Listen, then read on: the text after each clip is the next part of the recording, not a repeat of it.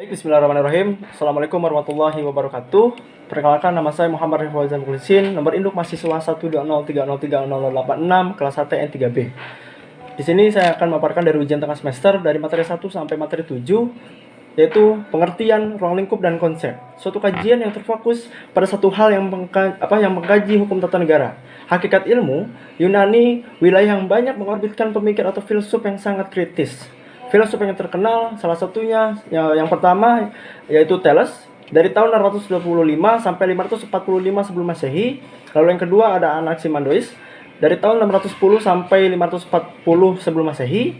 Ada yang ketiga yaitu Anaximenes dari tahun 538 sampai 480 sebelum Masehi. Ada yang keempat Pythagoras dari tahun 580 sampai 500 sebelum Masehi. Lalu yang kelima ada Xenophanes dari tahun 570 sampai tahun 480 sebelum Masehi. Lalu yang keenam ada Heraklius dari tahun 540 sampai 475 sebelum Masehi. Lalu yang ketujuh ada Socrates dari tahun 469 sampai 359 sebelum Masehi.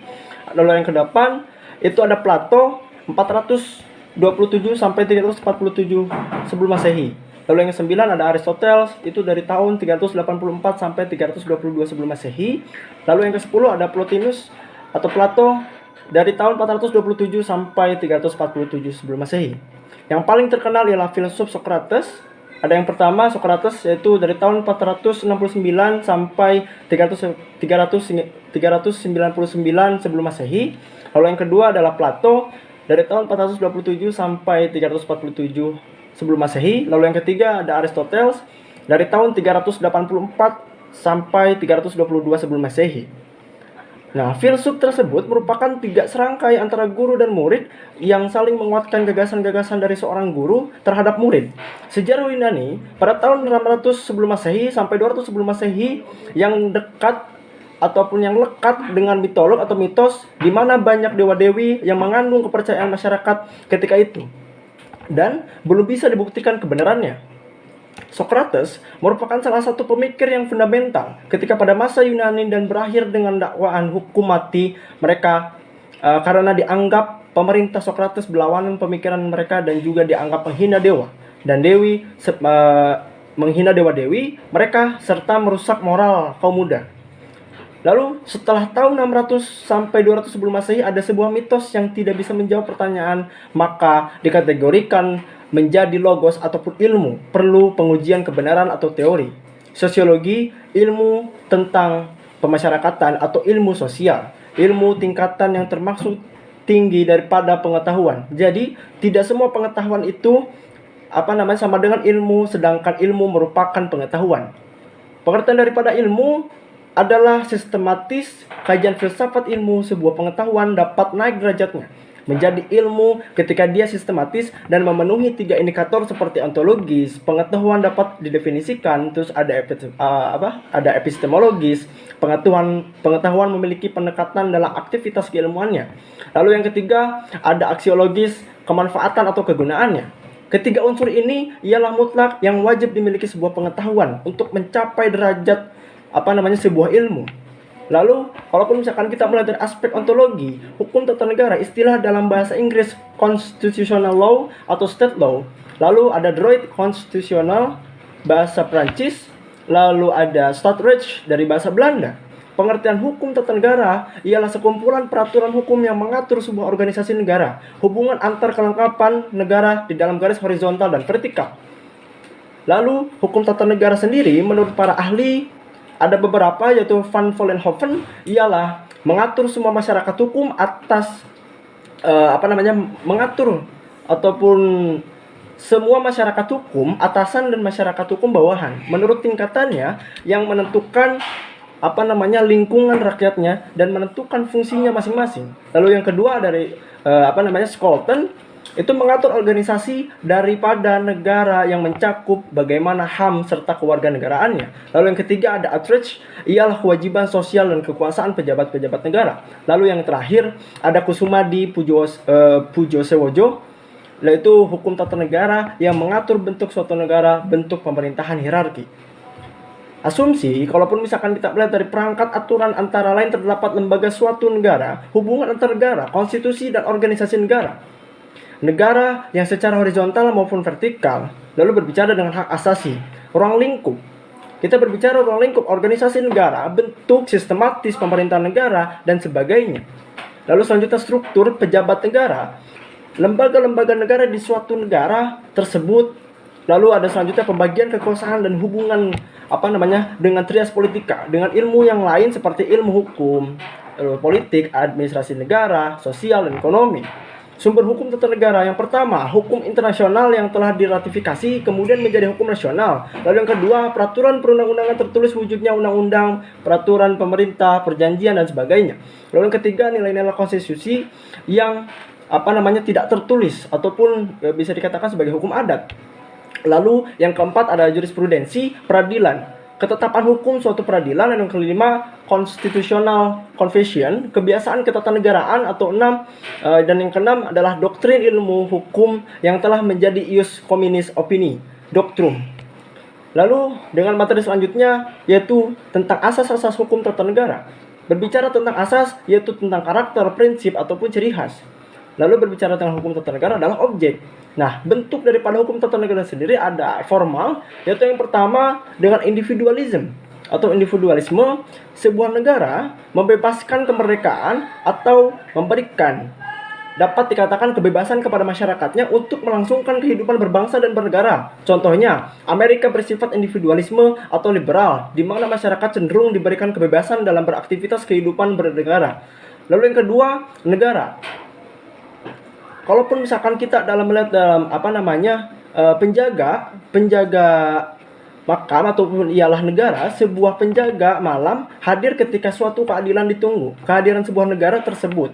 Negara tidak bersifat membebaskan dan tidak bersifat mendominasi sebuah negara.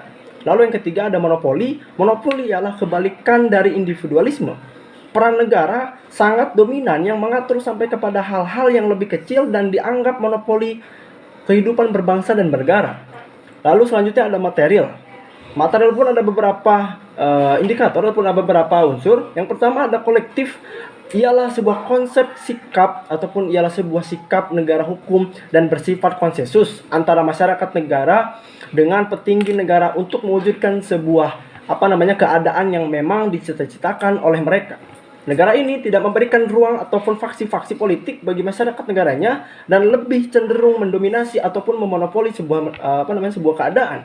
Lalu yang kedua ada dominasi negara. Dominasi negara ini tidak memberikan ruang politik bagi masyarakat negaranya dan lebih cenderung mendominasi ataupun memonopoli sebuah keadaan dan dipaksa masyarakat negara itu untuk mencapai tujuan yang sudah ditetapkan dan dicita-citakan oleh negaranya tersebut. Lalu selanjutnya ada welfare state. Cita-cita ideal.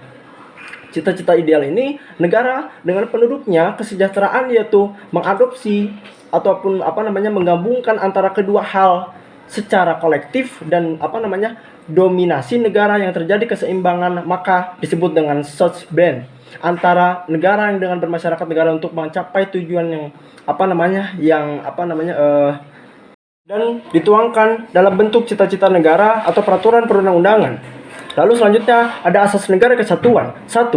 Yang pertama itu desentralisasi yang berfungsi sebagai pelimpahan sebagian wewenang negara, kesatuan atau negara.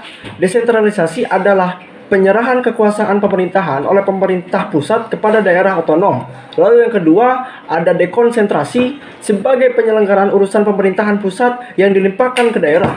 Ketiga, tugas pembantuan untuk meningkatkan efisiensi dan efektivitas pemerintahan, pengelolaan, pembangunan, dan pelayanan umum, dan sebagainya. Lalu, yang kedua bisa dikatakan azas negara hukum. Ciri dari negara hukum, International Commission of Jurists di Bangkok tahun 1965 ialah sebagai berikut. Kalaupun misalkan ada beberapa. Yang pertama, adanya jaminan terhadap hak asasi manusia. Lalu yang kedua, mempunyai badan kehakiman bebas atau mandiri sebagai artian independen dari pemerintah. Lalu selanjutnya ada pemilu yang bebas, baik itu secara demokratis. Lalu selanjutnya ada kebebasan untuk menyampaikan sebuah pendapat. Lalu kebebasan berserikat. Dan yang terakhir adalah pendidikan kewarganegaraan yang nasionalisme. Lalu ada yang ketiga, yaitu asas demokrasi, yang berhubungan dengan prinsip pemerintahan modern oleh lembaga-lembaga negara dan institusi politik modern. Asas demokrasi juga diikuti langsung dengan eksistensi institusi politik dan kelembagaan negara.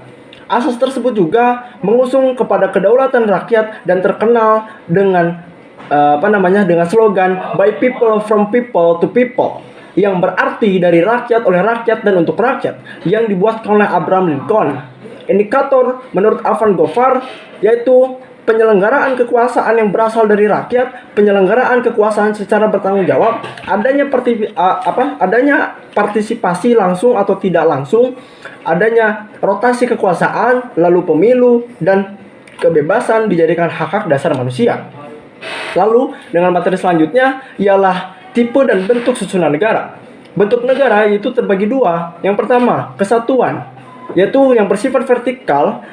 Manajemen model contohnya yakni Inggris dan Jepang terpusat yang menganut sistem kerajaan. Lalu selanjutnya ada sentral representatif model, yaitu terpusat yakni Swedia, Spanyol, dan Denmark. Lalu selanjutnya ada Uniflation model atau penyatuan atau integrasi yakni Belanda.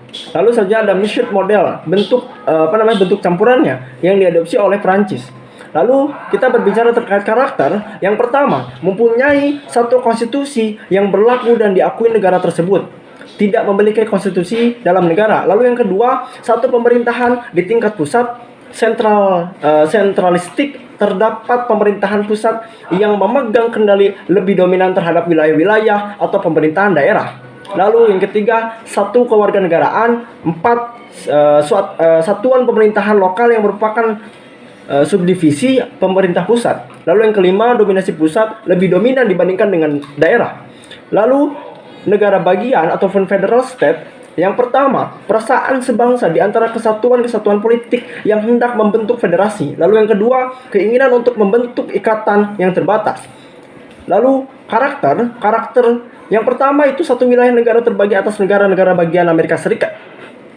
Lalu itu bisa dikatakan sebagai contoh, yaitu Amerika Serikat. Lalu yang kedua, negara ini mempunyai kedaulatan ganda dan negara bagian memiliki kedaulatan sendiri.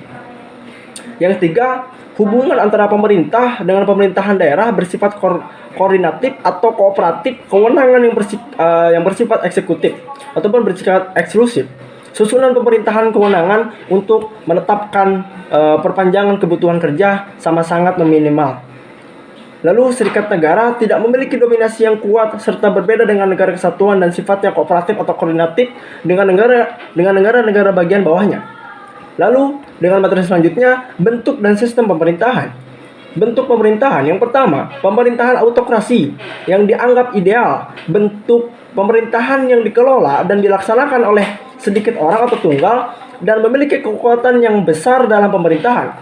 Lalu yang kedua, pemerintahan oligarki, sebuah struktur pemerintahan yang mana kekuasaan itu hanya berpusat pada beberapa orang serta yang menguasai suatu negara tersebut. Lalu yang ketiga, pemerintahan monarki.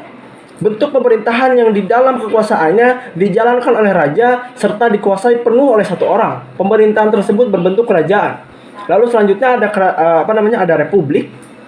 Suatu bentuk pemerintahan yang dipilih oleh rakyat dan kemudian dipimpin oleh presiden serta masyarakat memiliki kendali dalam sebuah bentuk pemerintahan. Bentuk negara menurut Aristoteles yaitu sebuah sistem pemerintahan yang kekuasaannya berada di tangan satu orang yang bertujuan untuk kepentingan umum. Bentuk sempurnanya monarki dan bentuk kemerosotannya despot ataupun tirani. Lalu selanjutnya ada aristokrasi, yakni kekuasaan tertinggi yang berada di tangan beberapa orang. Bentuk sempurnanya aristokrasi dan bentuk kemerosotannya oligarki. Lalu selanjutnya ada politia, bentuk pemerintahannya dengan kekuasaan tertinggi di dalam negara berada di tangan seluruh warga negara dan pelaksanaan pemerintahan oleh pemerintahan berdasarkan konstitusi.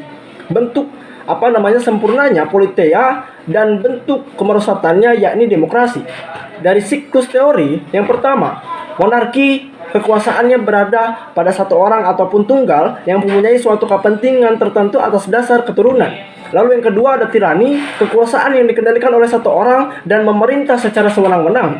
Lalu selanjutnya ada aristokrasi, kekuasaan yang dipegang oleh sekelompok sekelompok orang memiliki kepentingan tertentu yang bersifat profesional.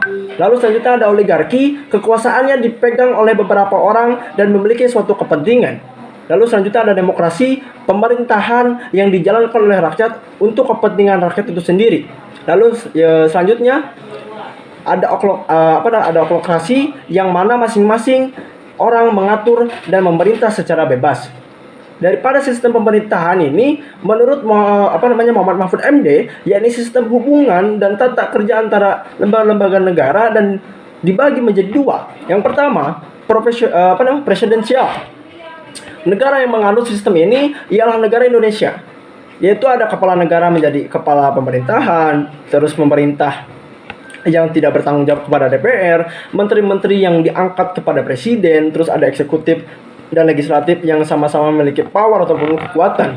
Nah, berbicara terkait hal itu, ada beberapa hal yang memang bisa dikatakan sebagai parlementer. Negara yang menganut sistem ini adalah bisa dikatakan Amerika Serikat. Ya, ini sebagai kepala negara tidak menjabat sebagai kepala pemerintahan yang sifatnya sebagai pemersatu bangsa. Lalu pemerintah dilaksanakan oleh kabinet yang dipimpin Perdana Menteri. Lalu ada kabinet yang bertanggung jawab serta dapat dijatuhkannya parlementer melalui mosi. Lalu selanjutnya ada kedudukan eksekutif yang lebih rendah dan bergantung pada parlemen. Kiranya itu saja yang dapat saya sampaikan, kurang lebihnya mohon maaf. Billahi taufiq wal hidayah. Wassalamualaikum warahmatullahi wabarakatuh.